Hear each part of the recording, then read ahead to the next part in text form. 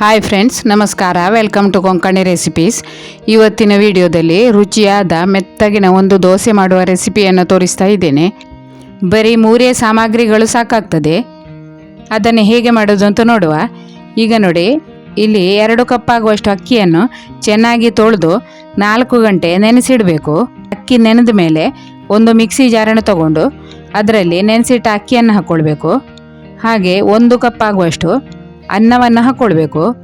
ನೀವು ಯಾವ ಕಪ್ಪಲ್ಲಿ ಅಕ್ಕಿಯನ್ನು ತಗೊಂಡಿದ್ದೀರಿ ನೋಡಿ, ಅದೇ ಕಪ್ಪಲ್ಲಿ 1 ಕಪ್ ಆಗುವಷ್ಟು ಅನ್ನವನ್ನು ಹಾಕ್ಕೊಳ್ಬೇಕು.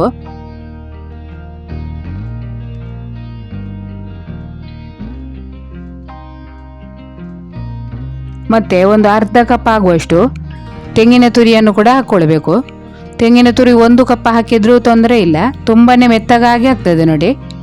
ನಾನಿಲ್ಲಿ ಅರ್ಧ ಕಪ್ ಹಾಕ್ಕೊಳ್ತಾ ಇದ್ದೇನೆ. ಈಗ ಇದಕ್ಕೆ ನೀರು ಹಾಕಿ ನಯವಾಗಿ ರುಬ್ಬಿಕೊಳ್ಬೇಕು. ವಿಡಿಯೋ ಇಷ್ಟ ಆದರೆ ಒಂದು ಲೈಕ್ ಮಾಡಿ. ಹಾಗೆ ಚಾನಲನ್ನು ಇದುವರೆಗೆ ಸಬ್ಸ್ಕ್ರೈಬ್ ಮಾಡದವರು ಸಬ್ಸ್ಕ್ರೈಬ್ ಮಾಡ್ಕೊಳ್ಳಿ. ಈ ಥರ ನಯವಾಗಿ ರುಬ್ಬಿಕೊಳ್ಬೇಕು.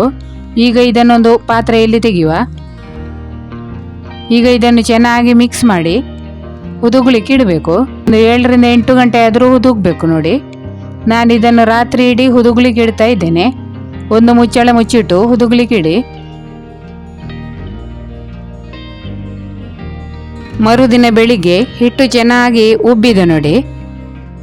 ಈಗ ಇದಕ್ಕೆ ರುಚಿಗೆ ತಕ್ಕಷ್ಟು ಉಪ್ಪು ಮತ್ತು 1 ಚಮಚ ಸಕ್ಕರೆಯನ್ನು ಹಾಕ್ಕೊಳ್ಬೇಕು. ಹಾಗೆ ಚೆನ್ನಾಗಿ ಮಿಕ್ಸ್ ಮಾಡ್ಕೊಳ್ಳಿ.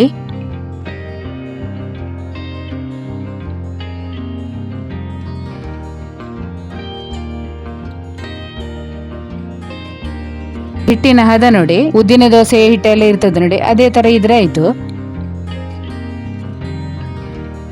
ಒಲೆ ಮೇಲೆ ಒಂದು ಕಾವಲಿ ಇಟ್ಟುಕೊಂಡು ಚೆನ್ನಾಗಿ ಬಿಸಿ ಮಾಡಿ ಕೊಡಬೇಕು.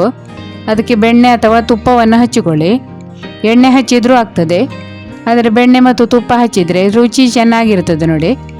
ಈಗ 2 ಸೌಟ್ ಆಗುವಷ್ಟು ಹಿಟ್ಟನ್ನು ಹಾಕಿ ದೋಸೆಯನ್ನು ಮಾಡಿಕೊಳ್ಳಿ. ನಿಮಗೆ ತೆಳ್ಳಗಿನ ದೋಸೆ ಬೇಕಿದ್ರೆ ತೆಳ್ಳಗೆ ಮಾಡ್ಬೋದು.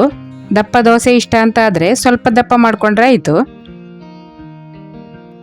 ಈಗ ಒಂದು ಮುಚ್ಚಳ ಮುಚ್ಚಿಟ್ಟು ಬೇಯಿಸಿಕೊಳ್ಬೇಕು. ಒಂದು ಸೈಡು ಚೆನ್ನಾಗಿ ಬೆಂದ ಮೇಲೆ ಮುಚ್ಚಳ ತೆಗೆದು ವಾಪಸ್ ಸ್ವಲ್ಪ ತುಪ್ಪ ಅಥವಾ ಬೆಣ್ಣೆಯನ್ನು ಹಚ್ಚಿಕೊಳ್ಬೇಕು. ಇದನ್ನು ಮಗುಚಿ ಹಾಕಬೇಕಾಗಿಲ್ಲ, ಹಾಗೆ ತೆಗೆದ್ರೂ ತುಂಬಾ ಚೆನ್ನಾಗಿರ್ತದೆ. ದೋಸೆ ನೋಡಿ ಎಷ್ಟು ಮೆತ್ತಗಾಗಿ, ಎಷ್ಟು ಗೂಡು ಗೂಡಾಗಿ ಆಗಿದೆ ನೋಡಿ, ತುಂಬಾ ಮೃದುವಾಗಿ ಆಗ್ತದೆ. ನೀವು ಒಂದು ಸಾರಿ ಈ ಥರದ ದೋಸೆ ರೆಸಿಪಿಯನ್ನು ಟ್ರೈ ಮಾಡಿ. ವಿಡಿಯೋ ಇಷ್ಟ ಆದರೆ ಒಂದು ಲೈಕ್ ಮಾಡಿ. ಹಾಗೆ ಚಾನೆಲಿಗೆ ಹೊಸಬರಾಗಿದ್ದರೆ ಚಾನೆಲನ್ನು ಸಬ್ಸ್ಕ್ರೈಬ್ ಮಾಡಿಕೊಳ್ಳಿ. ಮುಂದಿನ ವಿಡಿಯೋದಲ್ಲಿ ಸಿಗೋಣ. ವಿಡಿಯೋ ವೀಕ್ಷಿಸುವ ಎಲ್ಲರಿಗೂ ಧನ್ಯವಾದಗಳು.